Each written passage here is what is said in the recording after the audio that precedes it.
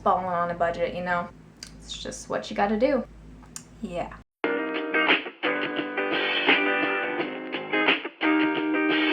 So today's video was extremely requested. If you follow my Instagram, you have seen all of my DIY furniture redos in the past month-ish.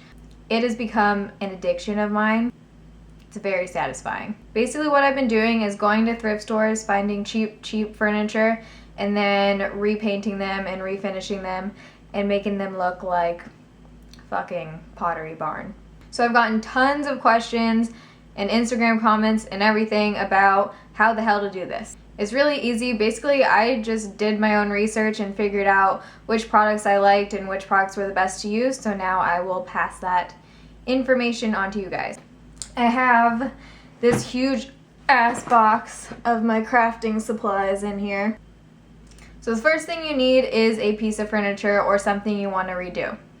All of the pieces I found were either free or under about $20. So that keeps the cost low, especially when you have to buy supplies like paint and everything like that. If you're looking for a piece to redo, you have to kind of see potential in it, if that makes sense. Envision what color you want it, envision how you want it to look, and see if that piece is right for that look. And I'm specifically talking about wood furniture because that's what most furniture is made out of. When you get a piece that is made of wood, usually people tell you to sand it. I was too fucking lazy, so I found a way around that. So I'm gonna go from the beginning, kind of how to start your project once you find a piece of furniture. The first thing you wanna do is cover your workspace. I used an old curtain basically. I just had this that I was gonna get rid of, and it's a canvas material, so it's nice and thick for painting, so you can just tape down the corners and then you have something to cover up your floor, and this smells horrible. If not, you can find just like $2 plastic sheets at Walmart that are made for painting, but use what you have, right? So I kind of did a very trial and error system when I was working. There's things that are gonna work for some people that don't work for others. So first I picked up this bad boy, which looks like some kind of cooking concoction. It's a paint roller, and you just put the foam thing on here, you slide it on, and you can paint your furniture using this. I did not like this at all. It didn't give a smooth finish on mine. I had to use too much paint. It just didn't work for me. Instead, I would suggest using a foam brush. You can get these at Dollar Tree for 99 cents. Anywhere, Lowe's, Walmart, whatever. I actually don't like this size. I like the one that is half this size. This works for bigger pieces, but the smaller one, I don't know. You can just get in the little crevices easier. I just like it better. As far as actual paint goes, for your wood furniture, if you're not going to sand your furniture, which you don't need to if you use this, whether you sand it or not, you need to prime your piece. If you are not planning on sanding your furniture, I would suggest getting the Zinsser Cover Stain Primer, and this is a primer where you don't need to sand the furniture first. It has enough like adherence that the paint is just going to stick to the primer, so you can skip the whole sanding step. This is about, I want to say, like $8 to $9 at Lowe's. This is a lifesaver. Basically, you use a foam brush, put 2 to 3 coats of this on before you paint. You have to let it fully dry in between every coat. I would wait usually about like, I don't know, half hour to an hour between each coat before you apply your paint. If you don't prime your furniture, your paint is not going to stick. It's going to literally peel off or change colors. The stain of the wood is going to come through. You have to prime your furniture. As far as paint goes, I'm, not a pro at this, but the brand that I used is the Valspar Latex Enamel. If you're wondering, all the furniture that you've seen on Instagram is in satin white. That is the color I used. It worked fine, nothing really special to say about this. There are a lot of small things that you realize you don't know how to do in life when you go to do them. For example, opening a fucking paint can. I had to YouTube how to open a paint can, so if you're like me and don't know how, basically you use a screwdriver, not screwdriver, what is this called? You know what I'm talking about? The flat-headed ones. And you have to slowly like peel up around in a circle formation, and then when you're done, so your paint doesn't dry out, you have to lightly hammer the ends.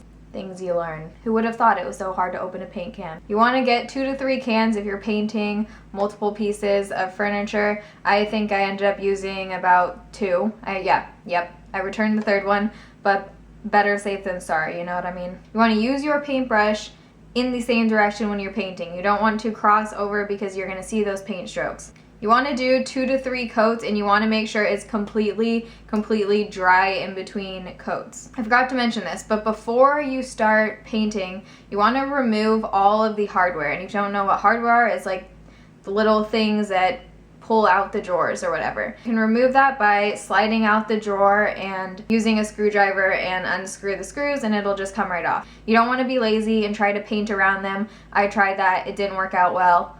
Just do it. You also, if you're painting something like a desk, you want to take out all of the drawers and paint those separately. You don't want to do it while it's in the desk. It's just harder, and then the paint might dry and stick to the desk. So that would be kind of unuseful. So after you paint your piece and let it fully dry, I like to let it dry overnight before you put on a sealant.